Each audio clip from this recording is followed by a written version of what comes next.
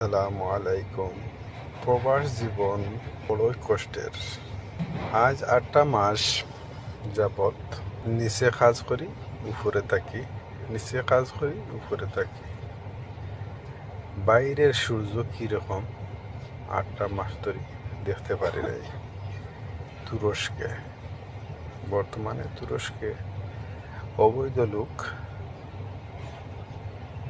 বারোয়া দিনে ঘুরবো, একটা দোকানে যাইব, এই ক্ষমতা নাই। আজ 8টা মাস ধরে নিচে কাজ করি, উপরে থাকি, এই অবস্থায় চলতেছি। বিদেশ যখন আসলাম সৌদিতে, স্বাধীনভাবে চলছি। একামার না থাকলেও সপ্তাহে দিন না হয়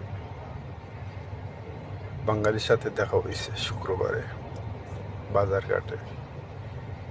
তুরস্কে বর্তমানে যেখানে কাজ করবা এখানেও বাইরে কোনো যাইতে পারবে না।